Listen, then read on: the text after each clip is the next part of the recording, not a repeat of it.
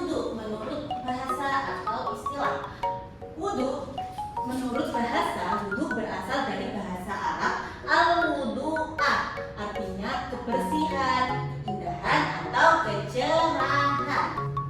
Sedangkan menurut istilah itu, berwudhu adalah bersuci menggunakan air yang suci untuk menyucikan anggota tubuh yang tertentu dengan tertib untuk menghilangkan hadas kecil. Sebelumnya, rukunnya wudhu itu ada 5. Yang salah satunya pertama niat wudhu. Nah, rukun wudhu yang pertama itu niat. Niatnya wudhu, ikuti ibu ya. Bismillahirrahmanirrahim.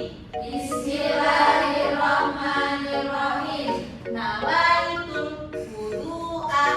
Nawaitul wudu'a Liraf'il hadatsil liraf'il hadatsil asghari asghari lillahi ta'ala. lillahi ta'ala. Ulang lagi. Nawaitul wudu'a liraf'il hadatsil asghari lillahi ta'ala. Nawaitul wudu'a liraf'il hadatsil asghari lillahi ta'ala. Sekarang tanpa melihat tes, lihat ke ibu. Gimana niatnya wudhu? Nawaitul wudu'a liraf'il hadatsil asghari lillahi ta'ala. Ada yang hafal, ada yang belum ya? Ya Bu. Nanti di rumah dihafalkan lagi. Sekarang lanjut ke materi selanjutnya. Lanjut rukun yang kedua. Yang kedua adalah membasuh wajah. Kalau rukun itu berarti sesuatu yang diwajibkan. Nah, batas-batasnya itu di mana? Dari ujung rambut sampai samping telinga sampai bawah dagu. Itu batas-batasnya berwudu. Di mana wajah?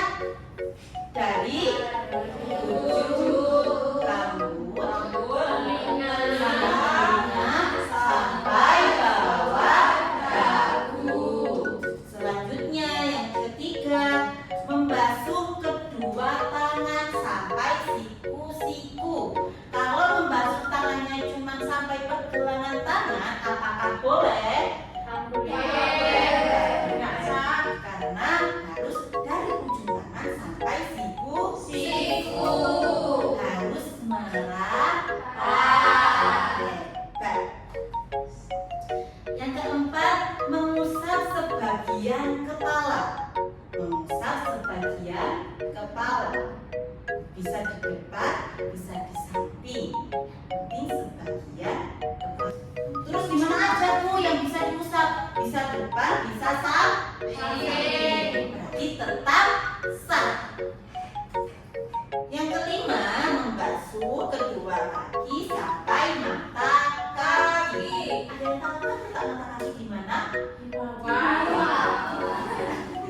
Mata kaki harus merata dari kaki sampai mata kaki. Nah, yang terakhir adalah tertib atau berurutan. Sekarang ibu tanya, kalau seumpama habis membasuh wajah, langsung membasuh kaki, kemudian membasuh tangan, apakah wudhunya dianggap sah? Iya. Kenapa tidak dianggap sah? Karena wudhu harus berurutan. Masya Allah. Nah, sekarang kita belajar tentang sunnah berwudhu. Sekarang tentang sunnah berwudhu. Sunnahnya berwudhu itu ada 11. Yang rukunnya tadi ada berapa? Kalau sunnahnya wudhu 11. Yang pertama, membaca bismillah di awal wudhu. Sebelum wudhu kita disunahkan untuk bismillah dulu. Sebelum baca niat atau setelahnya baca niat. kedua mencuci telapak tangan. Mencuci kedua telapak tangan. Ini masuk dalam sunahnya wudu. Kemudian yang ketiga berkumur-kumur. Berkumur-kumur bukan rukun ya, tapi sunnah. Istinsyaq. Ada yang tahu apa itu istinsyaq? Istinsyaq itu menghirup air ke dalam hidung, kemudian dikeluarkan kembali. Kemudian selanjutnya mendahulukan anggota tubuh yang sebelah kanan. Ibu, kalau saya lupa mau mendahulukan yang sebelah kiri gimana? Gak apa-apa, tapi lebih baik mendahulukan anggota sebelah kanan. Yang keenam, mengusap seluruh kepala. Bu, nanti basah semua, kan sunnah. Boleh dilakukan, boleh tidak. Kalau sunnah, dilakukan dapat pahala, tidak dilakukan tidak mendapat dosa. Kemudian yang ketujuh, membasuh kedua telinga. Bu, tapi saya setelah mengusap sebagian kepala, saya membasuh kedua telinga. Itu berarti kalian melakukan salah satu sunnah-sunnah dalam berwudu. Kemudian yang kedelapan, menyela-nyela jari tangan dan telapak kaki. Jadi ketika kalian wudu bukan hanya dilewatkan di air, tapi di sela-sela seperti ini ya. Seperti kalau mau cuci tangan, begitu juga dengan kaki. Terus cara menyela-nyelai jari kaki gimana Bu? Dengan menggunakan jari-jari tangan. Kelingking terlebih dahulu, terus seumpama ini kelingking kaki ya, kita sela-sela seperti ini ya, diuruskan dari kelingking sampai ketemu kelingking kaki. Kemudian yang kesembilan, membasuh anggota wudu 3 kali. Kalau 1 kali gimana Bu? Gak apa-apa, karena itu menuntaskan kewajiban.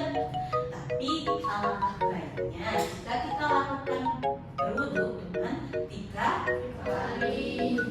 Setiap basuhan menggunakan 3 kali basuhan, 3 kali basuhan. Bukan 1 kali basuhan sampai wudu 3 kali ya, tapi setiap basuhan dengan 3 kali. Yang ke-10, menghadap kiblat. Dan yang terakhir, berdoa setelah berwudu. Nih, Ibu kasih tahu doa setelah wudu ya.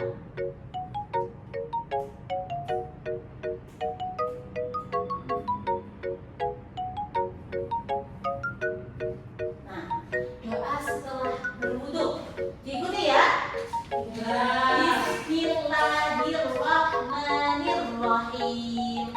Bismillahirrahmanirrahim. Asyhadu alla ilaha illallah. Asyhadu an la ilaha illallah. Wahdahu la syarikalah. Wahdahu la syarikalah. Wa asyhadu anna Muhammadan abduhu wa rasuluh.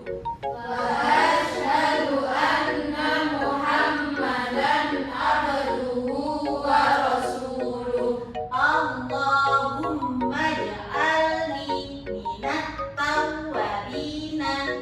Allahumma ja'alni minat tawwabina Waj'alni minal mutatahhirina.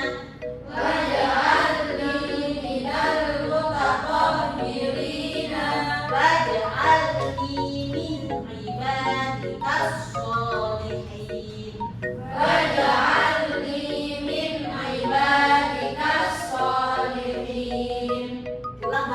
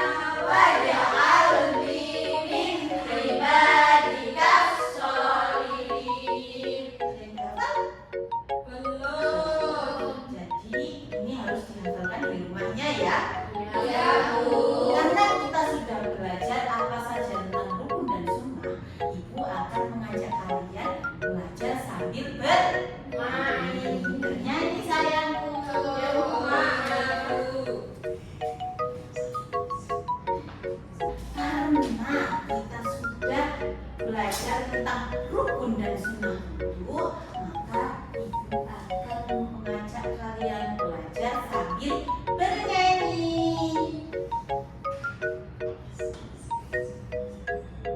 Ibu dulu ya.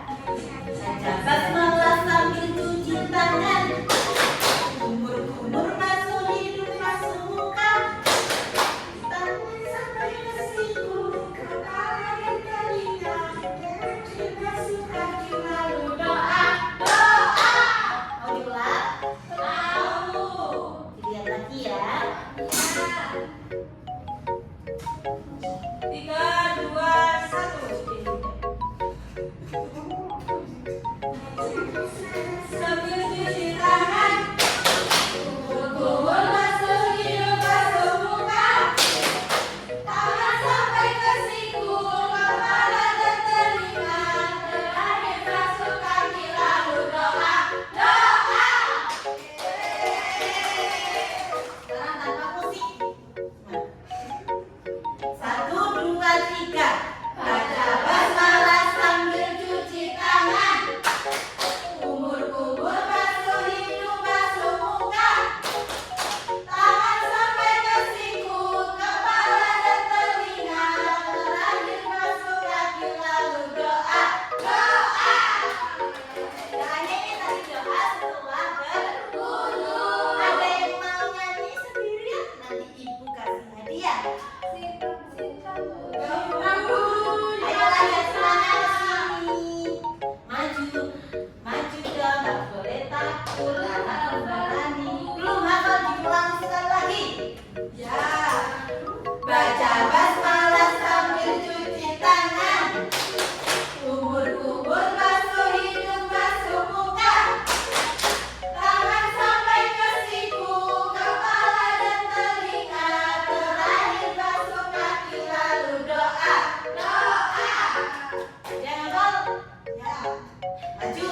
Ajak teman-temannya bernyanyi. Oh, anak hebat, anak pintar.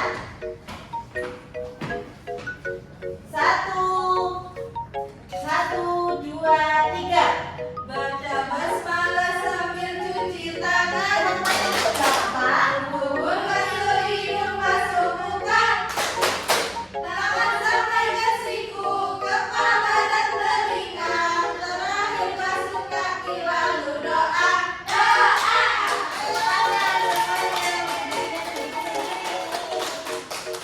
Boleh duduk. Hadiahnya, Bu. Hadiahnya, bentar ya. Ini ya hadiah buat kalian.